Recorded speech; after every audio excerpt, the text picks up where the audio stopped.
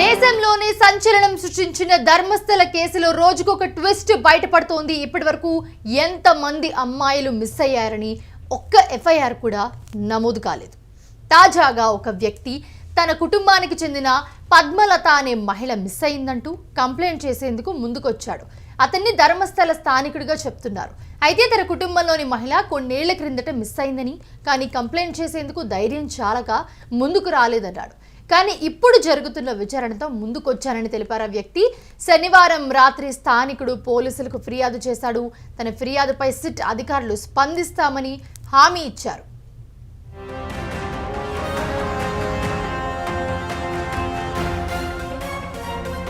అలాగే ఇన్నాళ్ల నుంచి పోలీసులు కంప్లైంట్ తీసుకోలేదని, ఎవ్వరూ అసలు ఎఫ్ఐఆర్ తీసుకునే వాళ్ళు కాదు, ఇక్కడ ఒక దౌర్జన్యం జరిగేది అని అక్కడి స్థానికుడు చాలా క్లియర్గా చెప్తూ ఉన్నాడు. అంతేకాకుండా గ్రామస్తులందరికీ కూడా ఈ విషయాలు తెలుసు అని చెప్పాడు. ఇప్పుడు ఒకరు ముందుకొచ్చారు, ఇంకా చాలా మంది ముందుకొచ్చే అవకాశాలు ఉన్నాయని ఆ వ్యక్తి చెప్తూ ఉన్నాడు.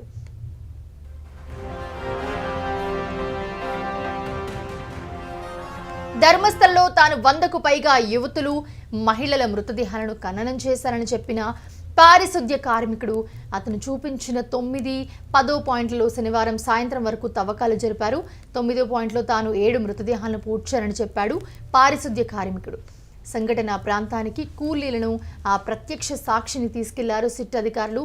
తవ్వకాలు జరిపినా ఏం కనిపించకపోవడంతో మినీ బుల్డోజర్తో సహా పనులు చేయించారు. అక్కడ అనుమానిత అవశేషాలు ఏమీ కూడా దొరకలేదు.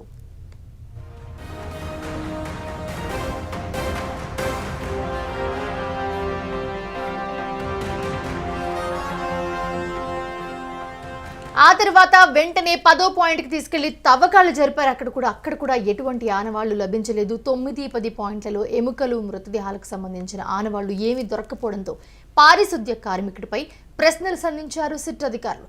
తవ్వకాలు జరిపేటప్పుడు ఎవరు రికార్డ్ చేయకుండా పరదాలను కూడా కట్టారు.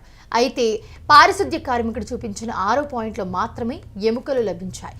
మిగిలిన ప్రాంతాల్లో ఎటువంటి ఆధారాలు దొరక్కపోవడంతో ఏం చేయాలనే అంశంపై అధికారులు భర్జన పడుతూ ఉన్నారు. ప్రస్తుతం ఒకవైపు సిట్ తవ్వకాలు జరుపుతుండగా తనను సిట్ అధికారులు బెదిరించారని ఆరోపిస్తూ ఉన్నాడు పారిశుద్ధ్య కార్మికుడు.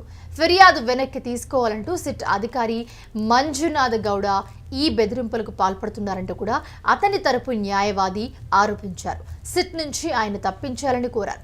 బెల్తంగడిలోని సిట్ కార్యాలయానికి పిలిపించుకుని తప్పుడు ఫిర్యాదు చేశారని, ఎటువంటి మృతదేహాలు ఖననం చేయలేదని చెప్పాలంటూ మంజునాథ గౌడ బెదిరించారని న్యాయవాది ఆరోపించారు.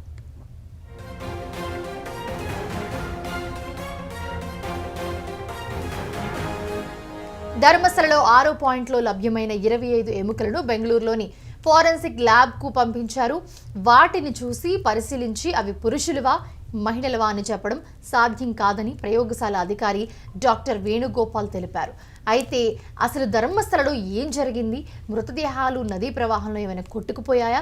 సిట్ అధికారులు బెదిరించారన్న ఆరోపణలు ఎంతవరకు నిజం? 9, 10 ప్రదేశాల్లో ఒక్క ఎముక కూడా లభ్యం కాకపోవడం ఏంటి? పారిశుద్ధ్య కార్మికుడు ఒక్కడినే ఎందుకు సిట్ విచారణ చేస్తోంది? ఇంత వ్యవహారంలో ఒక్క నిందితుడే ఎందుకున్నాడు? ఎందుకు మహిళలనే పారిశుద్ధ్య కార్మికుడు పూడ్చిపెట్టాడని చెప్తున్నాడు? ఇక మిగిలిన 3 ప్రదేశాల్లో ఏం దొరుకుతాయనే దానిపై కూడా సర్వత్రా కూడా ప్రస్తుతం ఉత్కంఠ నెలకొంది.